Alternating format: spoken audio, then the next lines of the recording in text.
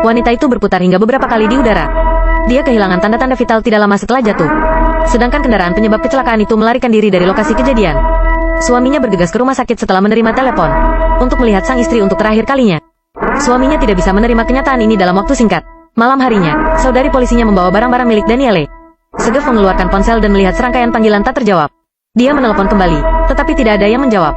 Setelah beberapa saat, ada panggilan telepon lagi. Sayang, apa semuanya baik-baik saja? Ah, kamu siapa?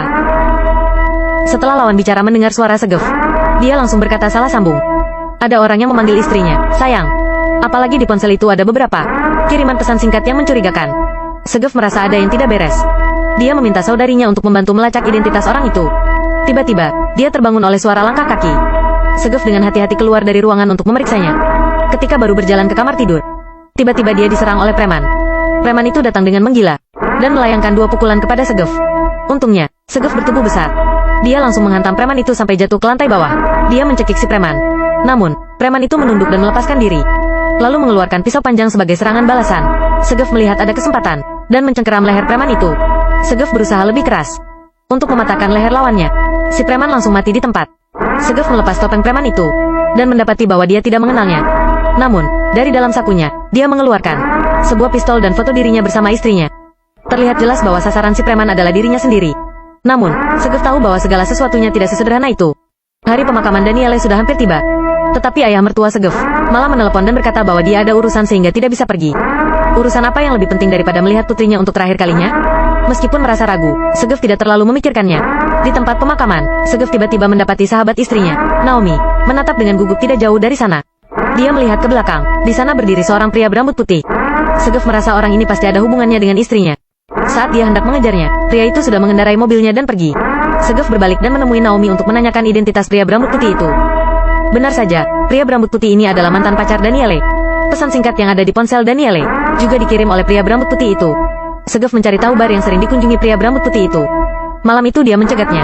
Segaf mengeluarkan pistol dan menanyai pria berambut putih itu, apakah kematian Daniele berhubungan dengannya? Pria berambut putih itu memberitahu bahwa mereka berdua hanya pernah saling jatuh cinta. Dia juga baru mengetahui kematian Daniele hari ini. Setelah bicara, dia menjauhkan pistol Segaf dan pergi meninggalkannya. Sebelum pergi, dia memberitahu Segaf, Segaf, daripada memedulikan hubunganku dengan Daniele, kamu punya masalah yang lebih besar. Pada saat ini, Segaf tidak tahu makna dari perkataan pria berambut putih itu.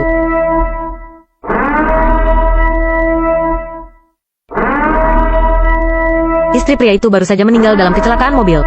Malam harinya, ada orang yang datang ke rumahnya untuk membunuhnya.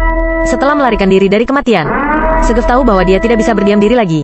Jadi, keesokan harinya Segaf datang ke New York dan menemui teman reporternya, Mina. Dia memintanya untuk membantu menemukan lokasi Ishak. Ishak adalah mantan atasan Segaf. Dia pernah dipenjara selama 9 tahun karena laporan dari Segaf.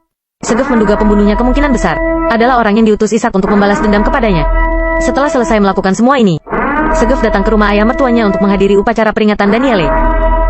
Segaf menyadari bahwa semua orang yang menghadiri upacara peringatan itu sama sekali tidak ada yang dia kenali. Namun, dia tidak terlalu memikirkannya. Keesokan paginya, Mina menemui Segaf. Setelah menyerahkan setumpuk materi kepada Segaf, dia pergi dengan terburu-buru. Keduanya mengikuti petunjuk hingga menemukan sebuah bar. Sesampainya di pintu kantor, Segaf menendang pintu hingga terbuka. Setelah masuk, dia langsung memukul tanpa berkata apapun. Pukulan kiri, pukulan kanan, kemudian sebuah tinju.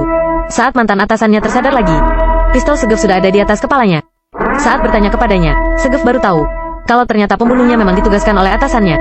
Namun, dia hanyalah seorang perantara. Dia diperintahkan untuk menugaskan seseorang untuk membunuh seorang wanita. Dan dia sama sekali tidak tahu siapa wanita ini. Jadi, bisa dibilang, identitas istrinya tidak sesederhana itu. Tak disangka, ada orang yang menyewa musuh Segaf untuk melakukan hal ini. Dia meminta mantan atasannya untuk memanggil kedua pembunuh itu. Dia harus membalaskan dendam istrinya. Begitu si pembunuh tiba, mereka melihat isyarat mata Ishak. Sehingga keduanya langsung kabur seperti orang gila. Segaf mengejar di sepanjang jalan dan akhirnya menangkap si pembunuh di atap. Dia bertanya secara paksa siapa majikan si pembunuh. Namun, si pembunuh tidak tahu apa-apa karena tidak mendapatkan jawaban yang diinginkan. Dengan sekuat tenaga, Segaf mematahkan leher si pembunuh. Segaf yang merasa kesal berbaring di sofa sambil menonton video pernikahannya dengan Daniele. Tiba-tiba, dia menemukan rahasia yang mengejutkan. Pria yang berdiri di samping ayah mertuanya adalah preman yang hendak membunuhnya di tengah malam beberapa hari yang lalu. Setelah Segaf menemukan rahasia ini, dia berencana untuk segera menanyakannya kepada ayah mertuanya. Namun, setelah sampai di tempat, rumah ayah mertuanya malah ditinggali oleh keluarga lain. Setelah bertanya, dia baru tahu bahwa tempat ini sebenarnya adalah apartemen sewaan. Ayah mertuanya membayar 4 kali lipat hanya untuk menyewa selama sehari. Pada saat ini, Segef benar-benar tercengang. Dia tampaknya hidup di dunia yang penuh dengan kebohongan. Segef menenangkan dirinya, lalu memutuskan untuk mulai menyelidiki pembunuh yang hendak membunuhnya hari itu. Dia menelepon saudarinya untuk meminta bantuan menyelidiki identitas si pembunuh. Namun, Segef mulai meragukan dirinya sendiri. Mungkinkah identitas istrinya juga palsu? Untuk mencari petunjuk, dia datang ke sanggar tari yang hendak dikunjungi istrinya pada saat kecelakaan terjadi. Namun, sesampainya di sana, nama Daniele tidak ada di dalam sistem. Ketika Segef hendak pergi dengan kecewa, dia tidak sengaja melihat foto-foto orang berprestasi di kelas tari. Dia menemukan foto istrinya di dinding. Tetapi nama yang tertera bukanlah Daniele, melainkan Sophie. Segef kembali tercengang. Siapa yang bisa memberitahukan apa yang sedang terjadi? Dia menemui resepsionis dengan membawa foto itu. Setelah bercakap-cakap, resepsionis memberikan alamat sang istri kepada Segef. Segef menemukan sebuah villa berdasarkan alamat ini. Ada foto istrinya waktu kecil di dalam villa itu. Segef tahu bahwa ini adalah rumah istrinya yang sebenarnya. Dia masuk ke kamar istrinya. Aroma di ruangan ini sangat tidak asing.